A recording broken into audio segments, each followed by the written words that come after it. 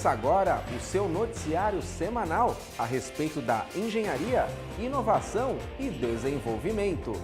Nesta edição, vamos abordar a situação ferroviária brasileira. E veja mais, a reportagem da semana aborda a mulher na engenharia. E veja agora a sessão No Ponto.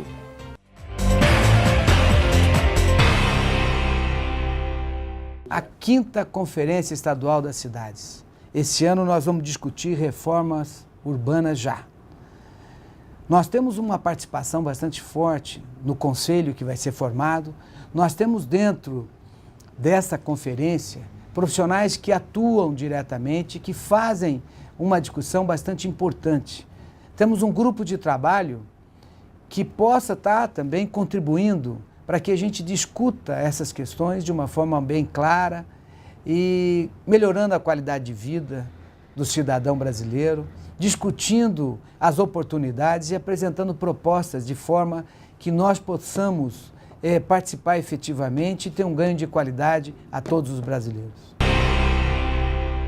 Nesta edição, o Jornal do Engenheiro debate na entrevista a situação ferroviária brasileira.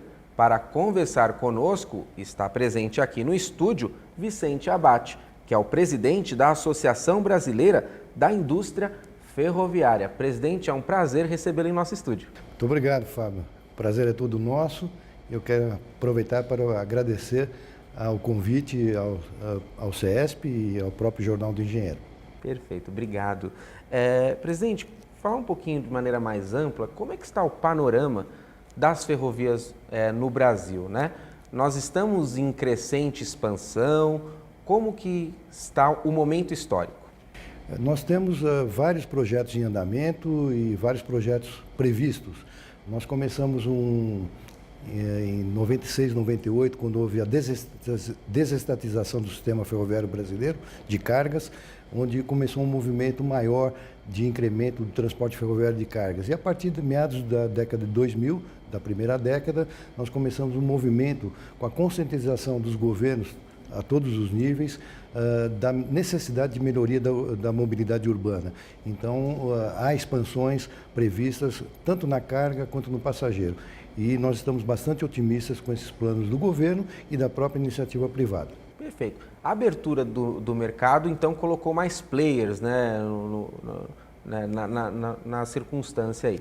O governo tem apontado aí caminhos para a expansão, ou seja, a iniciativa privada e o governo têm dialogado para que o transporte ferroviário para cargas e também de passageiros, por que não, possa ser mais expandido? Sem dúvida, há um diálogo contínuo e crescente, inclusive, do governo com a iniciativa privada, haja vista o Programa de Investimentos em Logística que a presidente Dilma Rousseff lançou com o ministro dos Transportes em agosto passado e está começando a virar uma realidade agora. Semana passada nós tivemos o lançamento do primeiro edital do primeiro trecho de ferrovia ser concedida no novo modelo para cargas que vai de Açailândia, na estrada de ferro Carajás, até o porto de Vila do Conde, em Belém. De forma que há essa sinergia entre governo e iniciativa privada, até porque o governo, em todos os investimentos passados, ele tem tido algum problema de gestão, que é natural. Então, o governo agora está pedindo que a iniciativa privada entre, principalmente em PPPs, de forma que possa haver uma maior gestão e, inclusive, uma participação financeira do setor privado, iniciativa dos empresários e dos próprios bancos comerciais. Perfeito. Presidente, a sua associação, né, representa as empresas que realmente fazem as ferrovias acontecerem, né, concretizam as ferrovias. Como que está o mercado? Está em expansão, está aquecido, haja vista que nós estamos nos preparando para os 2 maiores eventos mundiais, Copa do Mundo, né, e Olimpíadas aqui no Brasil. A indústria ferroviária ela sempre foi forte, mas ela teve realmente um desgaste muito forte nas décadas de 80 e 90, em que houve desinvestimento público, mas a partir de meados da década de 90, no setor de carga, e meados da década de 2000, no setor de passageiros, ela vem reagindo e vem respondendo. Nós temos aí, associadas à Abifer, claro que o setor é mais amplo, mas a Abifer corresponde a 90%, 95% do mercado, 64 empresas entre nacionais e estrangeiras empresas, porém instaladas no país, que estão fazendo os equipamentos, vagões de carga, locomotivas, carros de passageiros, o material para via permanente e os componentes. E componentes que vão ser instalados nesses equipamentos e que são fornecidos no mercado para as concessionárias. E, além disso, prestamos serviços de engenharia, de consultoria e até de remanufatura de componentes e veículos. Perfeito. Presidente, se a gente puder partir para um tema um pouquinho mais amplo aí, até saindo um pouquinho dos trilhos, né? Brincando com um trocadilho, que é o seguinte: nós vemos no país o que chamamos de desindustrialização, ou seja, a concorrência com players externos é grande, os custos aqui são tidos como altos, questão de carga tributária, os insumos para se realizar, para se construir e empreender no país. Como é que a indústria ferroviária lida com esses percalços aí que são circunstanciais? Nós temos uma preocupação muito grande com relação a essa possível desindustrialização, que em alguns setores até já chegou a um nível muito, que eu diria, insustentável. No nosso setor, a gente tem procurado ser competitivo e até temos conseguido algum êxito em função de medidas do governo. Nós participamos da desoneração da folha de pagamentos, nós temos alguns incentivos do governo no sentido de não proteger, mas privilegiar a indústria ferroviária nacional. Mas, é claro, temos dificuldades diante de um câmbio que ainda não é o ideal, embora tenha sido melhor nesses últimos meses. A questão tributária ela é forte, algumas isenções têm nos ajudado, mas não é totalmente. E tem, é claro, que preocupação com vulnerabilidade no caso de virem ao nosso mercado. Virem se instalar aqui, nós estamos plenamente abertos. Agora, trazer um carro, um vagão de fora já não é necessário, porque a indústria nacional pode atender. E somos tradicionalmente exportadores, mas com essas dificuldades, que eu diria algumas conjunturais e outras já estruturais, nós temos aí diminuído um pouco nossa força no mercado externo. Até porque o mercado externo também está com alguma crise. Mas, de qualquer forma, nós temos feito a nossa lição de casa, tentar ganhar competitividade, o governo tem ajudado e nós temos aí previsões, em função das expansões das linhas ferroviárias, de que esse setor vai continuar bastante forte. É um setor cíclico, naturalmente, nós temos altos e baixos de produção, isso machuca um pouco a indústria, porque você pode ter tendência de perder mão de obra ou ficar com essa mão de obra ociosa, mas nós temos feito gestões junto às concessionárias. No caso de carga, a maioria privada. No caso de passageiro, a maioria do Estado, mas algumas privadas. No sentido de fazer como nós fizemos em 2003, no movimento de revitalização das ferrovias.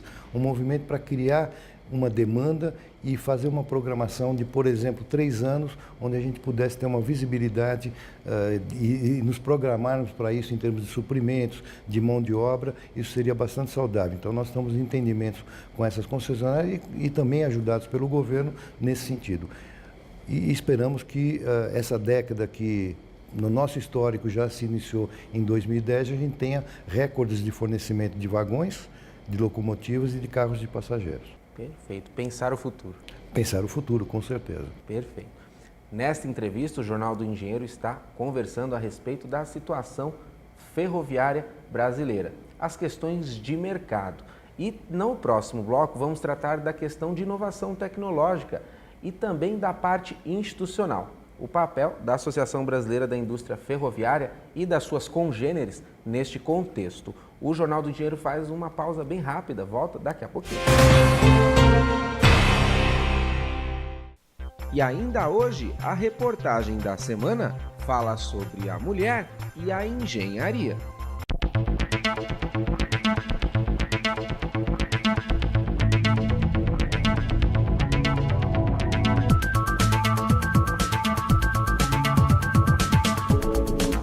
O Jornal do Engenheiro publicou.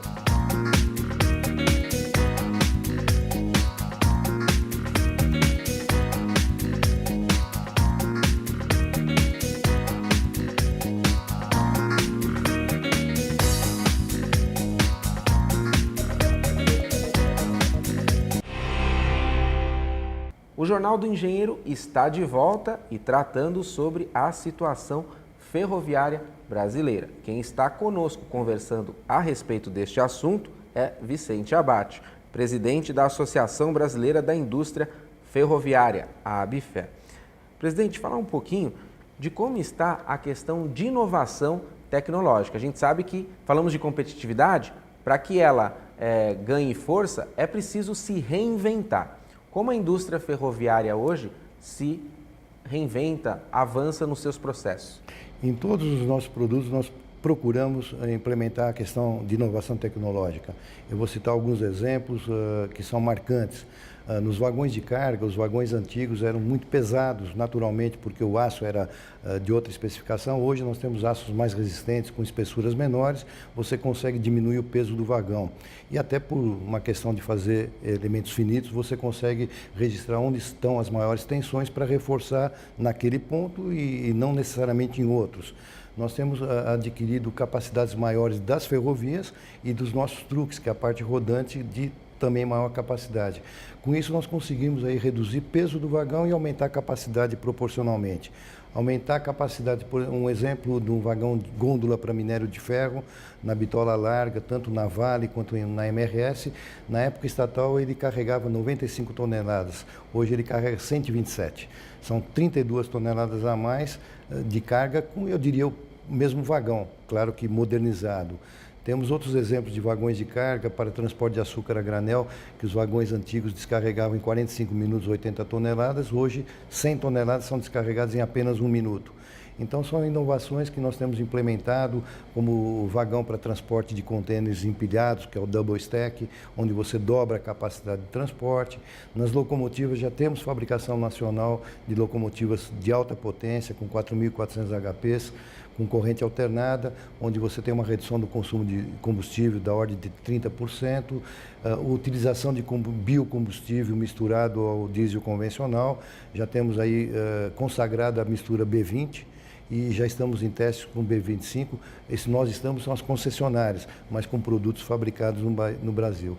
E nos carros de passageiros, nós temos aí tudo que é de mais moderno, desde um ar-condicionado, desde os vagões, os carros com passagem interna, eles não tem paredes internas entre eles, circuito interno, circuito fechado TV, multimídia, motores com corrente alternada também que reduzem energia em 30% e também tem regeneração de energia através da frenagem. De forma que o setor tem primado por inovar tecnologicamente e oferecer aos usuários da ferrovia, seja na carga ou no passageiro, o que há de melhor no mundo. E projetado e desenvolvido pela indústria nacional. Perfeito. A essência da inovação é realmente isso. Você faz melhor com menos para fazer mais, né? A um custo bem menor para prover à sociedade do serviço que é tão importante. Nesse contexto de avanço inovador na indústria, da competitividade, do crescimento, qual o papel do engenheiro para a associação neste processo? Fundamental. Como para todas as atividades, é o papel do engenheiro, e nós temos aí, não só na engenharia propriamente dita, mas em todos os setores das fábricas, a engenharia é bastante presente no desenvolvimento, na própria produção, e temos qualificado nossa mão de obra. Aliás, dos investimentos que a indústria tem feito nos últimos 10 anos para modernizar fábricas, novas fábricas, aplicação de novas tecnologias, nós temos uma parcela grande para treinamento e qualificação de mão de obra. Através de institutos externos que fazem a educação em company, ou através mesmo de funcionários mais gabaritados e mais antigos que repassam para os novos. Quer dizer, o setor ferroviário ficou adormecido por um certo tempo, mas nós mantivemos, a grande maioria das empresas manteve um núcleo ferroviário para o momento de voltar, como voltou efetivamente a crescer o setor. Então é importante esse papel da engenharia, e nós temos um pleito, que aí poderíamos até ter a ajuda do CESP nesse sentido, que seria a formação do engenheiro ferroviário. Hoje, na própria acepção da palavra, hoje o engenheiro de ferrovias, ele tem uma especialização após ter feito uma engenharia civil, mecânica ou eletrotécnica, mas não é um engenheiro ferroviário desde o início de sua formação. E isso nós estamos junto ao MEC, e não nós na ABIFER, mas setores competentes, fazendo com que haja a aprovação dessa modalidade de engenharia e contaríamos com o apoio do CESP nesse sentido também. Perfeito, presidente.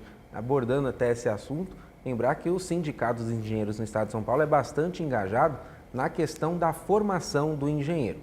Tanto é preocupado que uma das suas fileiras aí acadêmicas é o ISITEC, que é o Instituto Superior de Inovação e Tecnologia, que é mantido pelo CESP e que em 2013 já está com tudo pronto para prover à sociedade de um curso de engenharia com ênfase, desde o seu princípio, na inovação.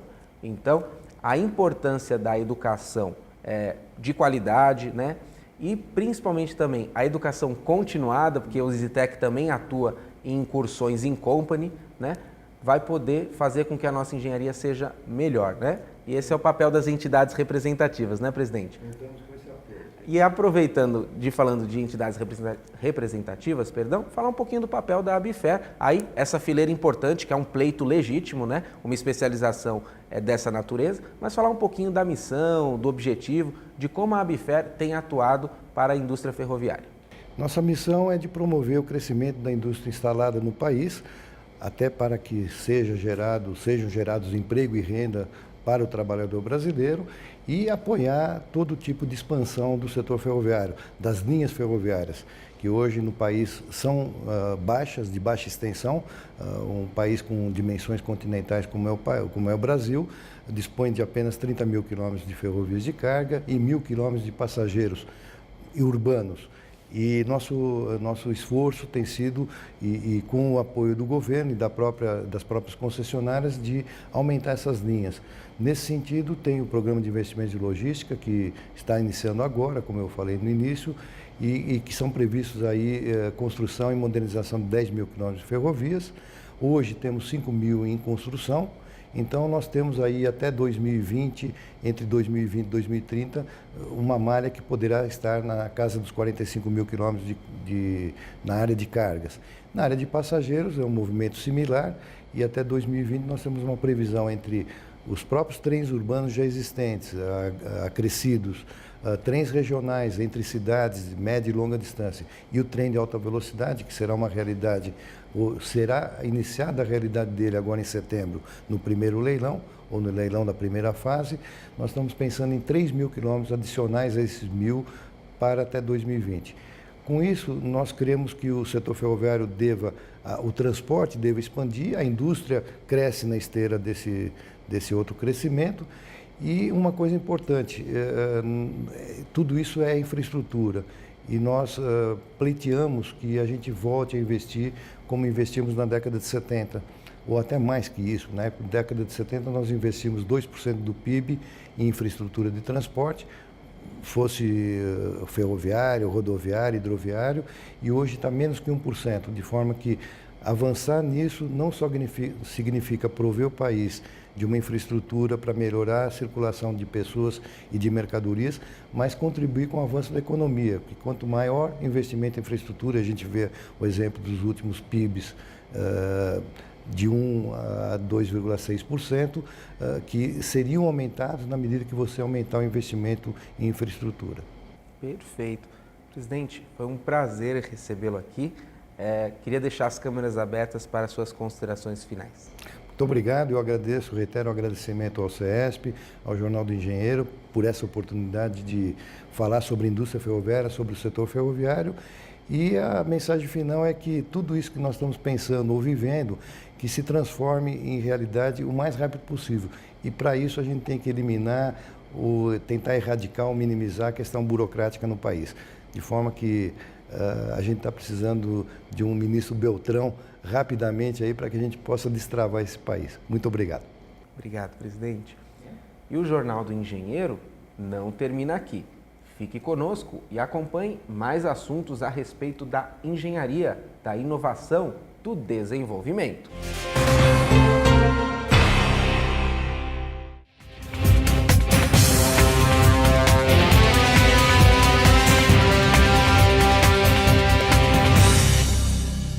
A CNTU é uma confederação que veio ocupar um espaço que praticamente estava vazio. A CNTU ela chega para exatamente reunir as federações que são atuantes, as federações que possuem um nível de atuação destacado no cenário brasileiro e dá a esse conjunto de federações um local onde elas possam exatamente potencializar o seu trabalho. A participação feminina na engenharia tem aumentado nos últimos anos, mas ainda há muito que se avançar. Segundo dados do Instituto Nacional de Estudos e Pesquisas, em 1991, elas representavam 17% do número de matrículas na graduação em engenharias. Em 2000, passaram a 19%. Em 2008, 21%. Hoje, já são quase 30% do total. Quando eu comecei, que isso é 1970, já faz um certo tempo, as mulheres não iam tanto fazer estudos de ciências exatas. Depois disso, começamos a mexer, nós fomos pioneiras em várias empresas grandes e tudo mais, e a gente consegue provar que, por ser no gênero, aí não faz diferença. A mulher também sabe trabalhar tão bem quanto os outros. Estamos num país mais machista, mas a gente consegue. E com isso, eu acho que foi... Você vê hoje, eu fiz poli, e hoje na poli, 50% é mulher. Certo? Quer dizer, significa que elas entraram. E hoje você tem mulheres em ramos que, na minha época, você não podia fazer naval, porque você não tinha espaço no navio para mulher. Então, que é uma coisa absurda. Mas hoje você já tem. Eu estava no último ano de engenharia e fui ao prefeito de Caçapava, em 1979, pediu para fazer estágio na prefeitura, que eu tinha que fazer estágio. E para meu espanto, ele disse: nós não empregamos mulheres na engenharia da prefeitura. E acho que eu me espantei tanto com a resposta dele, que ele ainda tentou consertar, dizendo que não tinha nada contra as mulheres, que tinha até a rainha da Inglaterra, que era uma mulher. E eu fui embora. Foi essa minha primeira experiência com a discriminação. No início do século XX, as mulheres culturalmente eram condenadas ao analfabetismo. Hoje, já são mais escolarizadas que os homens, ocupando 55% das cadeiras universitárias, número que salta para 68% na educação à distância. Ela já vai provando que ela sabe mais, estudou mais, tá certo? Então, ela consegue mais rápido. Então, isso é o que eu digo, essa é a introdução boa da mulher no mercado de trabalho, porque ela está provando isso, tá certo? Então, eu acho que estudar, nós vamos sempre ter que estudar mais. Há discriminação ainda no salário, né? As mulheres, infelizmente, ganham sempre um pouco menos que os homens. E também tem menos chance de fazer carreira. Eu acho que os homens são promovidos muito mais rapidamente do que as mulheres. E eu acho que a perspectiva é a gente chegar na igualdade. Eu não vejo isso muito a curto prazo, mas eu acho que não há outro caminho. Isso não tem volta, nós não vamos mais viver aquela discriminação que existia nunca mais. No dia 8 de março, Dia Internacional da Mulher, a CNTU realizou um café-debate, onde foi abordada a condição da mulher na sociedade atual. Sendo 50 lideranças do movimento sindical e feminista participaram das discussões que tiveram o seguinte mote: mulher, profissão, saúde e participação política. Pesquisa do Observatório de Inovação e Competitividade, do uma instituição vinculada ao Instituto de Estudos Avançados da USP, constatou que os postos de trabalho entre 2006 e 2010 na engenharia elevaram-se de 81.353 para 197.410, mas no período a participação feminina se manteve estável, em 18%. Daí a importância das engenheiras profissionais e organizadas em sindicatos promoverem a valorização da mulher na profissão. Eu gostaria que a mulher tivesse um pouco mais de participação na vida associativa, sindical. Eu acho que ela ainda ela não se empolga muito com isso. E eu acho que faz muita falta, porque aquelas coisas peculiares nossas não tem muito quem defenda, né? Ficam uma ou duas aí gritando sozinhas. Para saber mais sobre os universos da mulher e da engenharia, acesse o nosso site na internet. Associe-se ao CESP pela internet. Juntos somos mais fortes.